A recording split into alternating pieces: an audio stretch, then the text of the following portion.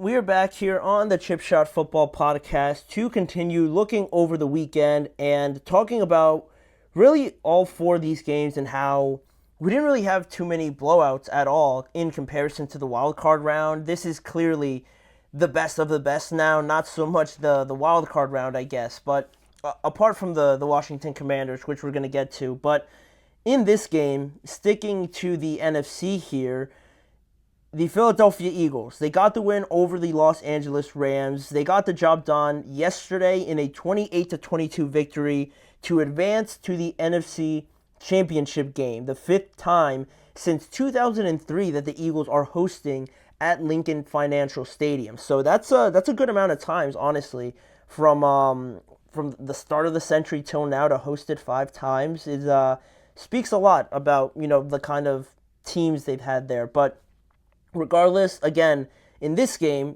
sticking to yesterday, it was Saquon Barkley closing the game out again, a lot like he did in the first game with two long rushing touchdowns. And really, all four of his touchdowns in both games were of 60 yards or more, which is insane. And although it was Jalen Hurts' 44-yard rushing touchdown that gave the Eagles the early lead, from then, or at least the start of the game, the first half was pretty back and forth because after Jalen Hurts scored that touchdown, the Rams responded with a touchdown to Tyler Higbee, and they actually took the lead because Jake Elliott missed the extra point on Hurts' touchdown. So actually the Rams were winning despite giving up that long touchdown to Jalen Hurts. And then after a while, after a couple back and forths, the Eagles scored once again off of a second touchdown by Saquon Barkley, or the first touchdown by Saquon Barkley, the second one of the game for the Eagles. They went into halftime leading 13-3, and then in the second half, it was all about really both defenses. There was a lot of punting, there was a lot of 3-and-outs. They didn't allow a touchdown until 4 minutes left in the fourth quarter, which was Saquon's 78-yard touchdown that made the score 28-15 in the fourth quarter. But like I mentioned, because it was so heavily based on defense for really the entire third quarter, there was a couple of moments mixed in there that were momentum altering, were game changing potentially, but the way they fell, it gave a lot of advantage to the Eagles. And those plays were the first one, a safety by the Rams defense on Jalen Hurts, and they cut the lead down to 16-15 at that point. And I thought at that point, that the Rams had snatched all of the momentum at that point, right? Like there was like this brief moment of back and forth punting, but after one of those punts, I thought that the Rams, by sacking Jalen Hurts in the end zone, they were the ones that took advantage of it, and now we were going to see them go on a bit of a run because with the snow coming down and everything, it got a little bit muddy and just kind of sloppy in this game, and I thought this was the moment for the Rams. But unfortunately for them, on their drive right after that, Kyron got the ball punched out by Jalen Carter, and Philadelphia returned it to the Rams' 10-yard line. And that was a really big, like wind-losing punch in the gut for the Rams because, that was their opportunity, it felt like. And now with the Eagles starting at the 10-yard line, I thought they were just going to score. But luckily for the Rams, they only gave up 3 points, so it was 19-15 at this point. But with the Rams getting the ball back, they once again fumbled the ball. Stafford was sacked by Nolan Smith, and this time it was recovered by Zach Bond, and they returned it back to the Rams' 38-yard line. And although, again, it was only another field goal given up, in the context of the entire game and in hindsight, now knowing how close the game was, those two fumbles felt like to me like I was watching a basketball game, and it was back and forth, both teams trading basket for basket, and it was getting towards the end of the game, and one team, goes up by like 2 points or something like that, and the other team tries to respond and they get fouled. It felt like the Rams were that team, and they just kept missing free throw after free throw, or missing one, or missing both, and getting another chance and missing another one, and things like that. It just felt like they were right there, but every time, we saw these turnovers, right? It felt like, oh, like you missed that free throw, we could be tied right now, or you missed both of them, and now we're down maybe 2 scores now instead of, being tied and things like that. So it felt a little bit like that where it's so close. You could feel like you're right there. It doesn't feel like there's this huge gap of difference in this game, but you just keep missing, these opportunities that you're being granted. So that was a bummer for the Rams. I'm sure a lot of Rams fans probably felt like they were in this game, like they were about to win this game, if not for those turnovers. But that's the weather portion of it, right? Both teams are playing through it, not just the Rams. So it was unfortunate to see that by the Rams, especially, coming from their offense and how effective it had been all year long. But despite all of those letdowns, right, and this was the crazy part, right, because despite all of that, the Rams still somehow had an opportunity to go and win this game. They were still, after they scored a touchdown, it was, what was the score? 28-22, right, at one point.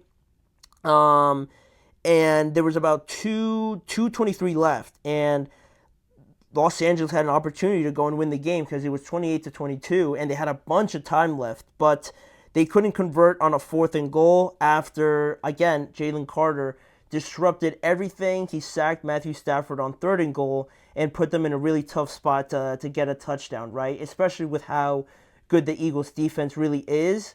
If it's 4th and goal, and I forget where they were, maybe like the 20-something yard line or something like that, it was always going to be tough for them to score on that play. And that was pretty much the end of it. And now Philly moves on, despite, what we talked about last week a little bit, despite, their passing game and a lot of people having criticism around it. This game wasn't much different and actually was a bit worse if you go off of the stats, because Jalen Hurts threw for 131 in the wild card round, and now he threw for 128 yards this time, and he was sacked 7 times, and A.J. Brown only had 2 receptions for 14 yards, and this is kind of a comparison, the different sides of the same coin, if you will, right? How just vastly reliant the Eagles are on their running game, obviously, and it's not like it's an awful thing, right? Because Saquon's proven to be the best acquisition of the free agent period, right? But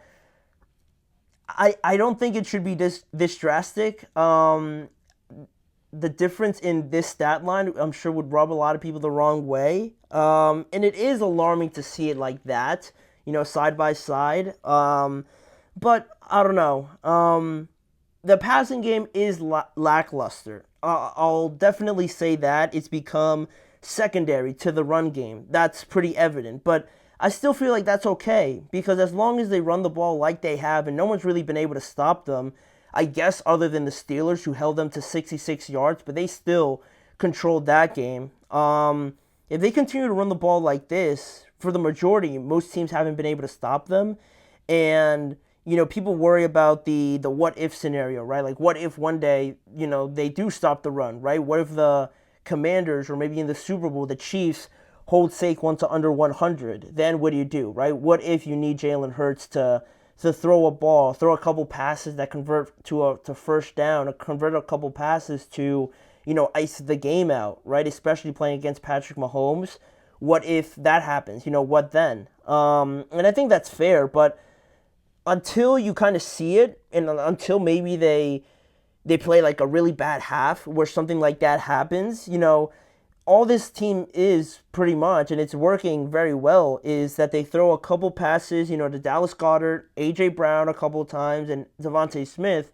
They play great defense, and they wear you down with their running game. And it's funny, because yesterday, their best players were Jordan Mailata, Landon Dickerson, Cam Jurgens, Mekhi Becton, Lane Johnson, Saquon, and Jalen Carter, all linemen and their running back. And I thought that was just like so weird to even say, because the day and age of the NFL, scoring a bunch of points. The Eagles still score a bunch of points, but they're doing it in a very different way, not throwing it and having Jalen throw for 4 touchdowns and 300 yards, right? They're doing it through the run game. It's, exceeding expectations each and every week, it seems like. But, that in large part mainly because of Saquon, because the Eagles had this last year, but they obviously didn't have a running back like Saquon. And now adding him to this team really makes it unfair a little bit, and his impact methodically and explosive are so significant, obviously, to this team because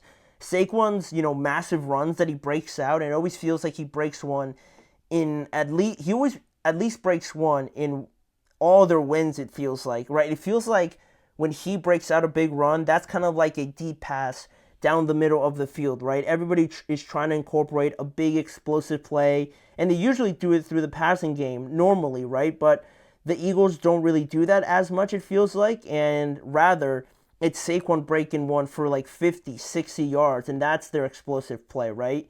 Which is, again, kind of odd to see in this day and age of the passing and the quarterback play. It's pretty fascinating to see how the Eagles have been able to do this, and all in all, they will be asked to throw more, and I think these next couple of games, if they make it to the Super Bowl, obviously, are going to prove that, and we're going to see what Jalen Hurts is ultimately made of with these weapons and being able to throw the ball. And I think they should be more effective with these weapons, certainly, but it's not a absolute need to do it because you're asking Hurts to throw the ball a lot more. And it's ironic because that's what everybody is kind of hesitant about, right? All the questions are about Jalen Hurts and not being able to see him throw and having questions and doubts about that, right? But more and more people are asking the Eagles to do that, go to something that they're maybe a little bit uncomfortable, although they won't admit it, right? It's not their style, right? Their style is running the ball.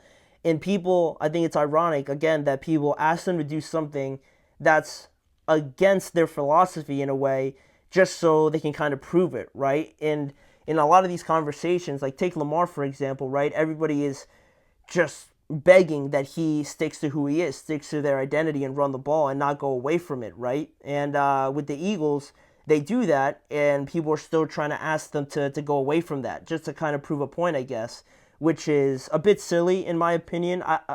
With the kind of weapons that they have, I wouldn't have a problem, with him throwing it. I'd still have confidence in Jalen to complete a couple passes with Devontae Smith and A.J. Brown out there, but I mean, they haven't been able to do it, and they haven't needed to, so I don't really see the big issue with it if they continue to win games, and, now they're just a win away from going back to a Super Bowl. So, yeah, the weather definitely played a part in it. I mean, you ask the Rams, and they probably say that if there's no snow, then they probably end up winning this game, but I don't like how warm weather teams are really starting to look like they can't play in below 40-degree weather.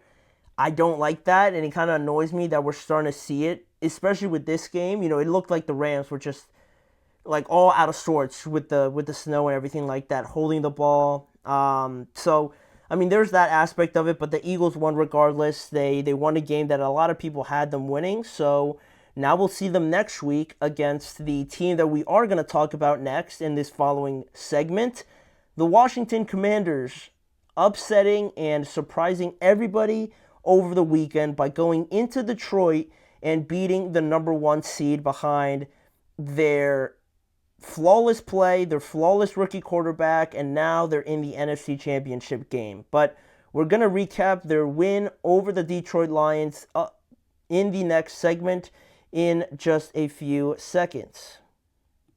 Looking for